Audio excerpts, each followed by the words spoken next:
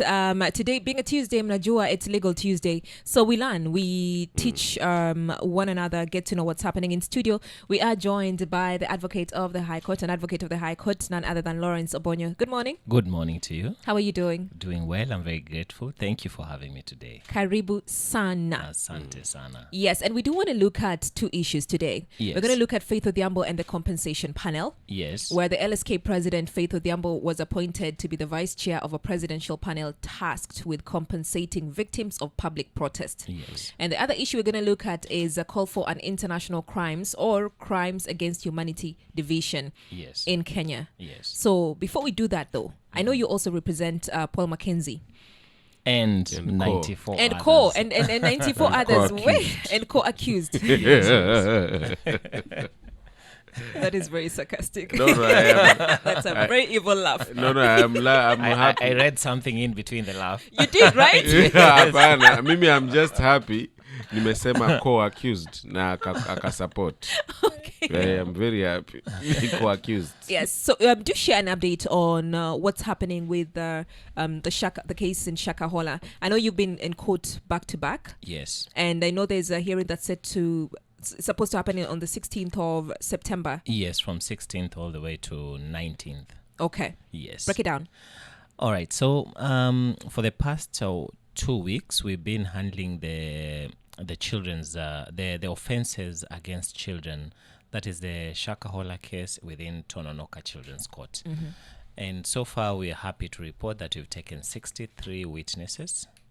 And we are on the final stretch. We have been informed by the prosecution that we'll take the final 10 witnesses, if not 9. Then it will be 10 witnesses. So we will be concluding the prosecution's case, which is a very good thumbs up to that particular court for running the process very seamlessly and get to the bottom of this matter as soon as practically possible.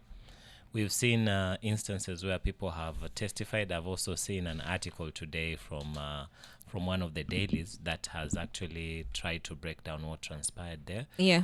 So for the benefit of our listeners, I may not want to go into the nitty-gritties, but it's good to report that the offenses against children matter is actually nearing the end of the prosecution's case. For better understanding, once we're done with the prosecution's case, we will do submissions, and then the court will determine whether the accused persons have a case to answer. Okay, so when you say 63 witnesses, how many are you supposed to? How many are involved in this? Okay, the witnesses are coming from all over. They're actually, some of them are victims, some of them are families of the victims, some of them are officers, some of them are psychologists. Yeah. But when we're talking about the accused persons are about 38 now that we lost one. So 38 accused persons. So the court has to determine who has a case to answer on the 5 charges that were brought against them. The first charge was neglect of a child. Second was failing to take a child to school or children to school. The third was assault causing bodily harm. The fourth was torture. Torture of the children. And then the fifth one was offenses that are related to not observing the best interest of the child, which is actually connected to child neglect. Yeah. So this is what we'll be battling with. Okay. Yeah. And you mentioned the dailies that Lawrence is talking about. It's on the Standard newspaper where they've done a breakdown of what happened. Yes. And then also on the case with Mackenzie about WhatsApp messages that revealed the communication he had with people when he's telling people to go to Shakahola to be able to, like he was driving people to go to Shakahola, and then also allegedly Yes, working on it. I've already prosecuted him. Allegedly. Yes. When we spoke earlier on this year, you said this case might take around 3 years. Yes. Do you still hold the same sentiment? If we're talking about the general wholesome case whereby we're talking about 4 cases, then I would still hold on to that, but right now, we've seen the entry of the presiding judge who is supervising all the matters, and she's given us a deadline. She's actually told us by June next year she wants this thing done. So we're looking at a circumstance where the time will be halved, if not shortened, because we are seeing a lot of concerted efforts whereby we are going back to back in terms of prosecuting this matter. More work to the defense because, the prosecution is a big team. On the other side, I'm alone, so we have to rotate within the 4 courts. So like next week, we are back to Tononoka. The week after that, we go to Shanzu. We take a 1-week break, and then we go back to Mombasa, and then back to Shanzu again. And then after taking a 1-week break, we are back to Mombasa dealing with the Malindi matter. That is the murder charge. So we're seeing a concerted effort to give this particular case of high public interest a lot of priority so that we can get to the bottom of what happened. Okay. Yes. So if things ziende vizuri by June next year, will be done and dusted. Justice will be served. Justice will be served to whichever side. Okay. Of the aisle. Mimi niko na swali lakini hiyo naona itaenda deep, so acha tuache. Shakahola matter. Ni hiyo. Go ahead. Usione wasiwasi. Okay. Kuna hii story yenye niliona. Niseme mteja wako. Wateja wangu. Wateja wako. Naam. But now specifically huyu mmoja. Naam. Tunaweza sema ni main. Main. Okay, huyo. Alidai alipewa hakuwa anakula. Ndio. Kwa sababu sijui kuna maji alipewa yenye anadai ilidungwa. Wataka kujua nini? Kama haiwezekani tuache. Ni jambo ambalo limezungumziwa kotini. Yeah, we spoke about it last week. Okay. Na pia ni jambo ambalo liko katika vyombo vya habari. Yeah. Kwa hivyo hakuna shida kulizungumzia. Koti ya Tononoka ilituamuru ya kuwa tuweke petition katika mahakama makuu, katika High Court Division ya Human Rights and Constitutional Matters, so that koti iweze kubaini kweli haswa ni nani alikuwa anajaribu kummaliza. Sababu kuna chembe za glass zilipatikana pale zimesagwa, alafu kuna pia ile chupa ya maji ambayo alipewa maji akiwa kotini. Kufika kule kuiweka kwenye mahali ambapo analala, alipata kina vitu vyeupe hapo juu. Kisha baadaye akasema bulb ilikuwa imetolewa. Hivi basi yeye anahisia alikuwa amewekewa vitu hivyo karibu na mahali chakula chake kiko ile avile. Alafu basi apate madhara. Lakini ni mambo ambayo ameshayaleta kotini na tunatathmini. Tunaweza tumepewa nafasi ili tuiweke katika koti iliyoko sawa. Sababu tayari tumechukua OB na tayari tunaendeleza kuweka petition. All right. That is an update of what's happening in Shakahola. And of course, for people who want to follow up with this, by the way, we are allowed to go to court and follow the proceedings, right? Yes, you are. You are allowed to come to court, save for the children's matter, which we are now concluding. That is the only place that you're not allowed because of the principles around following up on children matters. Okay. It is cemented in the constitution that they have to be granted their privacy and make sure that their digital imprint is actually safeguarded. But for the other matters, they are open to the public. All right then. Yes. Now let's look at our issues or topics of the day. Yes. And if you're looking at so LSK President Faith Odhiambo was appointed the vice chair of a presidential panel tasked with compensating victims of public protest. Yes. Now, some people argue that this compromises LSK's independence and duplicates constitutional institutions like the Kenya National Commission on Human Rights, right? And if we're looking, also advocates have now publicly threatened her removal from LSK leadership. If Some. Some. Yes. If she does not resign from the panel, Yes. citing constitutional violations. Yes. As LSK president, do you think Faith Odhiambo's participation in the presidential panel compromises the society's independence? The answer is, my short answer is no. But we need to qualify this on record. Okay. I do not hold brief for our president, Madam Faith Odhiambo. We have a lot of faith and trust in Faith Odhiambo as our president. The only issue that is coming here is an issue of double speak. And this double speak, we need for people to actually be open about it. One, you'll find that, truth be told, we as the membership of LSK give the general public our leadership so that they can assist. Yeah. Because we come as from a moral perspective, not a legal perspective, to be the watch persons for the society. But we are not an opposition party. We are not a party. Even our leadership, the people who will be complaining the most will not have participated in electing that leadership. Because let's say, and with all due respect, Miriam and Barisa, you may feel offended that Faith Odhiambo has taken up a role in this particular task force. But before we go even to the nitty-gritties of that, you don't participate in electing Faith Odhiambo or any other person. Yeah. We only give you as Law Society of Kenya the leadership to work with. That is one aspect. Then the second aspect is that people seem to be misunderstanding what a task force does. Okay. Because for us to get to the constitutionality or lack of it, we need to understand what the task force mandate is.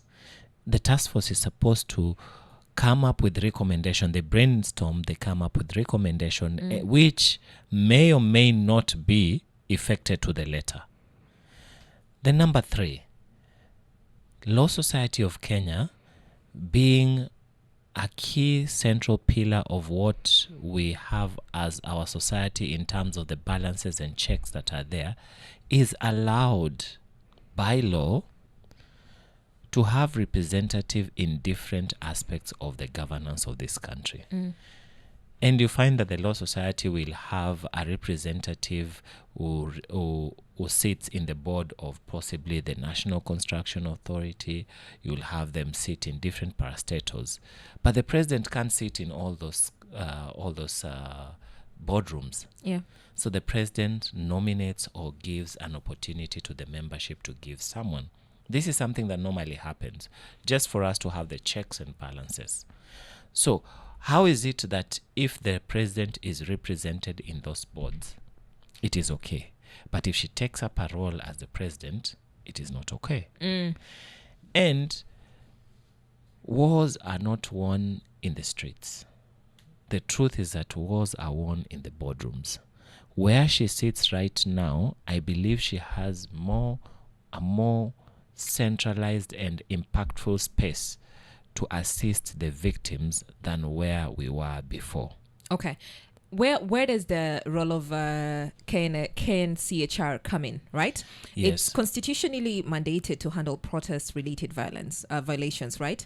So No. No? No. Okay, correct me. Yes. Kenya National Human Rights Commission, Yeah. they document and they highlight any form of violation to human rights Yes. by the country. But not by the country, by any party within the country. But they do not go, their role is not limited to actually protests. Their role is not limited, does not even extend to what we can term as compensation. We do not have that opportunity right now. The only place you can get compensation is from the court, if you're successful. But the National Human Rights Commission, the Kenya National Human Rights Commission, its mandate is to document the atrocity and policy making. But they do not compensate. They are even mandated to prosecute in instances where there are excesses. So the role does not fall under compensation. Not at for all.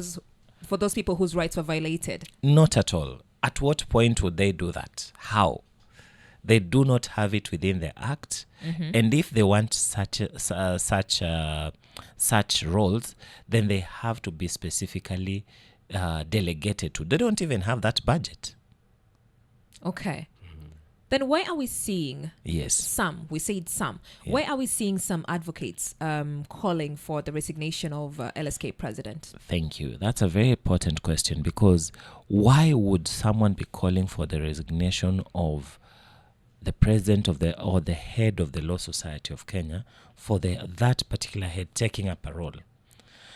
We have to understand that just like any other organization, what we have is for her to gain the seat that she has gotten, we have to go through a political process, an internal political process. Some of the membership were not pro-faith or Odhiambo, and some were pro-faith. So you find that in every democracy, the majority will have their say. The majority will have their way, and the minority will have their say. So we have other people who had opposed her from being taking up that position. And these voices of dissent, they are not unanimous. They are not unanimous. You'll find that there's a difference, because today or the next day you'll have another lawyer sit across you the way I am and tell you that Faith Odhiambo should go home. Today I'm sitting here and telling you that Faith Odhiambo should not go home because constitutionally she has not done any wrong. Because we start from a point of constitutionalism.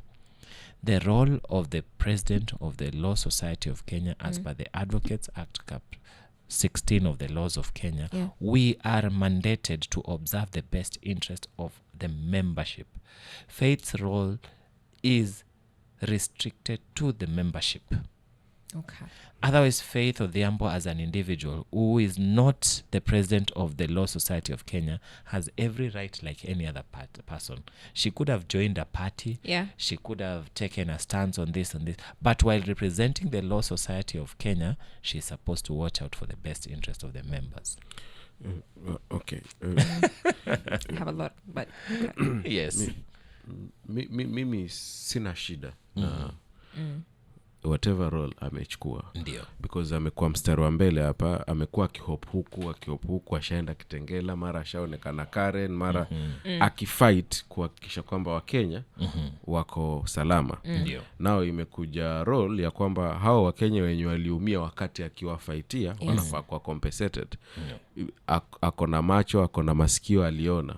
So mimi, for me, sina shida na hiyo. Shida yangu inakuja hapa. There was a role before he alikataa. Yeah. Why? Sasa kule alikataa, hapa ameamua wacha niogele. Asante sana. Ni swali muhimu kabisa, na ni la umeweka you put context. Sorry. You put context into this question. The earlier role ile alikataa ni kukuwa advisor wa president kwa mambo ya, it was something to touch on economic, was it economic or the cost of living, something like that. Yes. Alikataa hiyo role to be a presidential advisor. Are we together? Lakini kwa hii role nyingine, she is part of a panel task force of experts. Is she not an expert in law? She is. She's a law lecturer. Yeye ni lecturer wa law, na yeye amehitimu. She's an advocate of the High Court of Kenya, so she can offer expertise. That is number one. Number two, do we not need a representative of the Law Society of Kenya in that panel? We do. Can she not sit in that panel as a president? She can. And she is sitting. On the earlier role that alikuwa amepewa, alikuwa ameproposiwa, that was to check on... I got it. You've got it? Yeah, I got it. Was? So she was appointed. She rejected President William Ruto's appointment as a member of an independent task force to audit Kenya's debt. Yes, to audit debt. Yeah. Unanipata? To audit. To audit debt. Repeat. Committee. Ni task force. Task force. Yeah. This one also is a task force. Yes.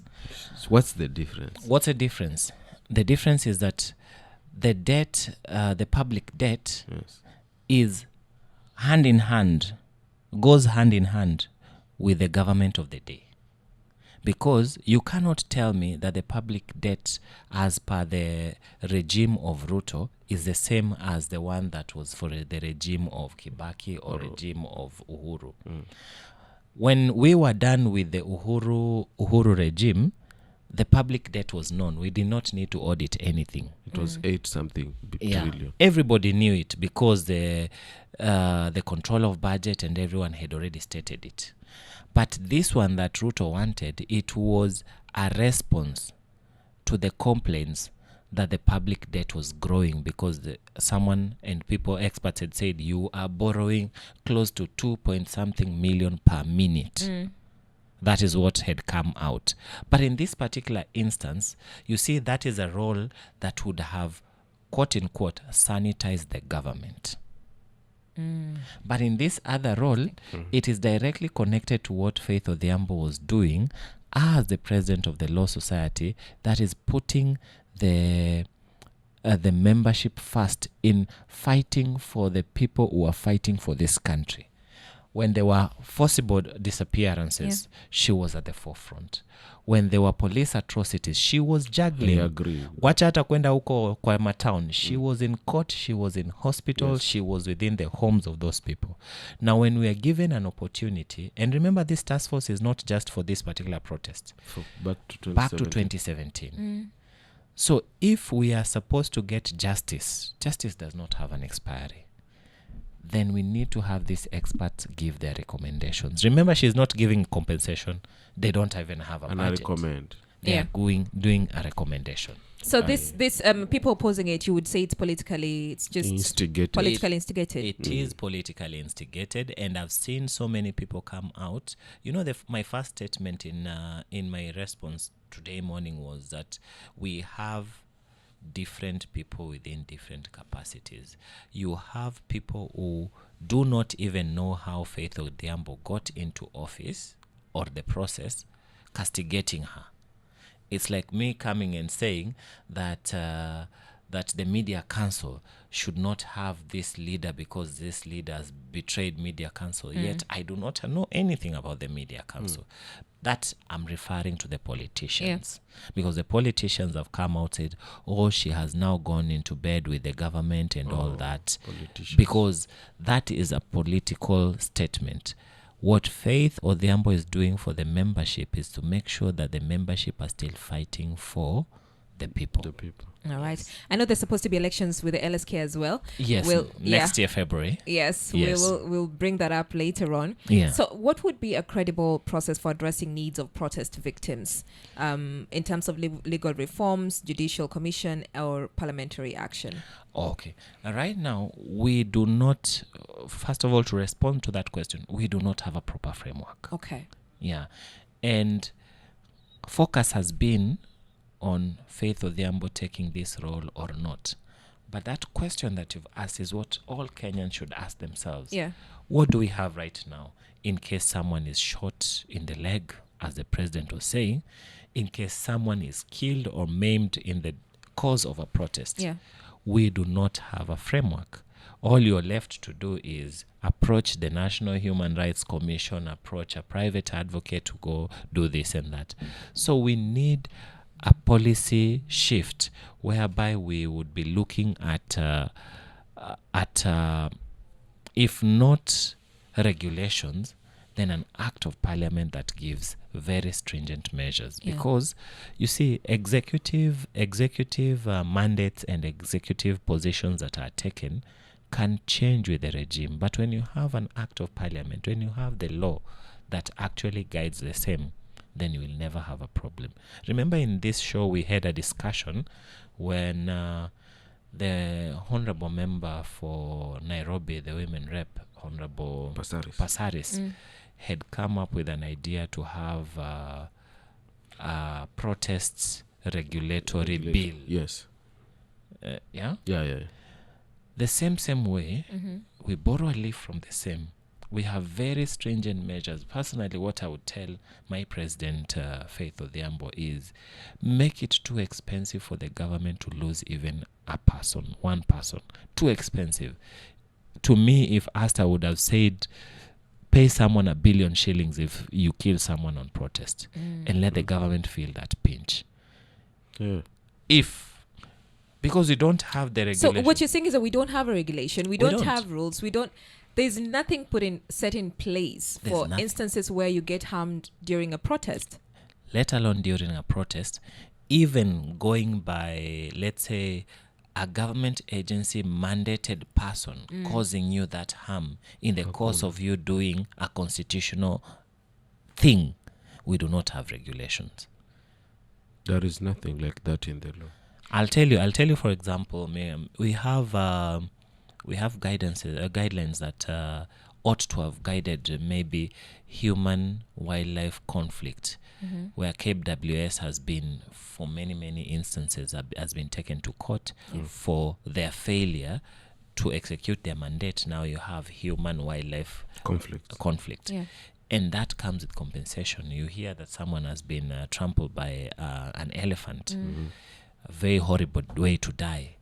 And then that person, they don't have any regulation. So this is what takes us back to court. Yeah. Now, we're talking about someone who's going to exercise their constitutional right to protest or picket. And we have nothing. These people are left bare. You're holding your flag, your phone, and a bottle of water. Someone comes, shoots you in the head or at the back of your neck or something. And your family is left like that. You are not looting. You are not destroying property. Yeah. You are just walking across the street, and someone has actually been given live ammunition to shoot in the crowd and shoot you. Should we not have a regulation for that? We should. That's what we are working. So to answer your question in a very direct way, we need an act of parliament that actually addresses all of this down to the details so that we can make it expensive for the government. When the government hears that 5 people have been killed, 5 billion has to be taken away for that, then the policy changes will go down to the protector, who's become the oppressor. That will be the police and every other person. Yeah. So the first thing the parliament will do is they will have a parliamentary sitting and they will say this police boss has to go home. The next person has to be arraigned in court. That person, aside from being arraigned in court, they have to be surcharged certain amount so that they can help the government claw back the money that the government is going to lose, because the government was going to lose a lot of money while doing that. All right. Yes. Well, we are speaking to Lawrence Obonyo. He's an advocate of the High Court, and of course, we're looking at 2 issues today. We're looking at Faith Odhiambo and the compensation panel. And when we get back, we're going to look at a call for an international crimes division. What is that about, and how is it going to change how justice is administered in Kenya? What question do you have? 0700917917. We will be right back. So we are going to issue number 2, which is a call for an international crimes division. So now judges and experts are now urging the establishment of a dedicated international crimes division within Kenya's High Court to address genocide, war crimes, and crimes against humanity. Yeah. And this has also highlighted the shortcomings of the current ordinary court process. Yes. If you look at the current legal framework, what are the gaps that our dedicated international criminal divisions could fill? It's about, thank you so much. It's about expediency, it's about specificity, and it's about focus. We have right now a vast array of international crimes that are actually spread across the other courts. Yeah. And you find that a court has to tap into expertise from time to time and delve into matters that they do not have that expertise so much into. And while they're doing that, they have to set aside other matters. Case example, if you have a case that touches on terrorism today, and it has not been taken to a special court. By the way, we only have 2 special courts so far. That is Kahawa, which is fully special for issues on terrorism and radicalization, and then Shanzu. Those are the 2 ones that you can look at in this country and say these are very specialized courts for this. But if that were to happen in a different court, let's say it's taken to Milimani, it's taken to a court in Kisumu or Garissa, that means that particular judicial officer has to put aside every other thing, because when you switch into that mode, because the threshold is different, the treatment is different, the rules are different and things like that, then that court has, the other matters have to suffer. Because you have to set aside all the other matters so that you can particularly deal with that. Now, talk of other instances like trafficking. Trafficking is a very, very specific offense. We may talk about human trafficking. Yeah. It is a very specific offense that requires you to switch to a certain mode that you don't need interference with other aspects. Because it is... The trafficking that we may be talking about between you and I is not what people are charged with. Today morning I have to go deal with, just after I'm done here, I have to go deal with a human trafficking case, right? But that court has had to dedicate an entire session, take out other matters, and not deal with any other matter, because when you switch to that mode, you have to... The one I'm going to deal with is a children trafficking case. So if we had this particular court that deals with international crimes, and international crimes may cut across, may be multinational and may be within a particular jurisdiction, then we make it easier for the other courts or for the other matters to proceed. That brings out the aspect of now specificity and focus in one area.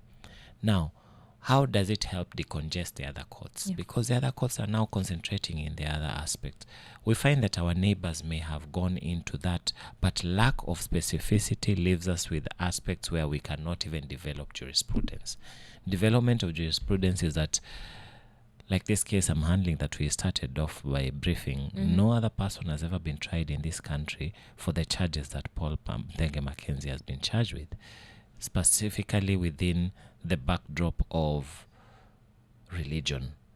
So we have to look at everything in a way that we can develop jurisprudence so that it can be easier for the other people who come after, that they can follow suit, they can tweak it to what will suit their cases or improve on it. But we are now behind, as some of the judges say during that session. We are now behind and we need to catch up. Okay. Yes. I want to take you back to now the international crimes. Yes. For, again, those who do not know, what kind of crimes are these? There are crimes that, for lawyers, I would have said that when you look at what is guided under the Rome Statute, you see there are certain crimes that cut across or touch on issues that cut across certain borders. Okay. Those are still international crimes. Crimes that participants, that is the accused persons, and or the victims are persons who cut across different territorial jurisdiction. Those are international crimes. Crimes that have been categorized as grave against certain human rights aspects, like what we saw during the 2007-2008. There were crimes against humanity, and then they would classify as international crimes within the context.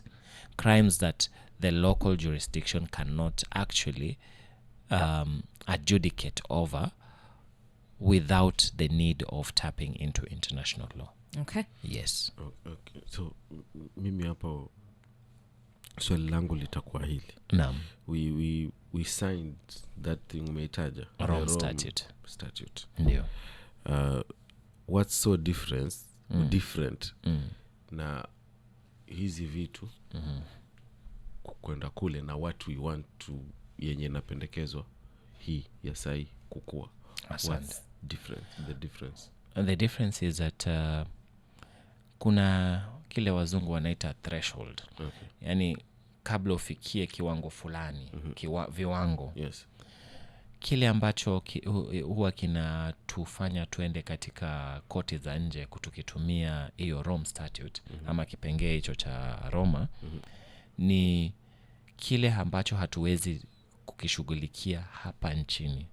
Sababu ya kutoweza kukishughulikia ni pengine hatuna expertise ama hatuna ule ujuzi. Jambo la pili ni kama kuna interferences ziko hapa. Tuna uwezo, tuna ujuzi, tuna muda, lakini wale ambao wahusika hawatoacha koti ziendelee ama mambo haya yaendelee kwa uhuru. Na huo uhuru si uhuru tu wa ule jaji ama yule mtu ama hakimu, ni uhuru mpaka wa wale mashahidi, uhuru mpaka wale washtakiwa.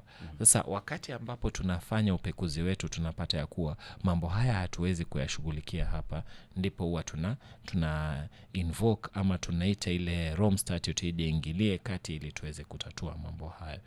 Lakini tofauti na swali ambalo Miriam ameuliza, tunashughulikia mambo ambayo si kila kitu lazima tukipeleke kule juu. Kuna mambo ambayo tunaweza ishughulikia hapa. Tumekuwa tukizichosha koti zingine sababu tunazipeleka katika hizo koti. Mahakama makuu iko na nafasi ya kufungua kitengo tofauti.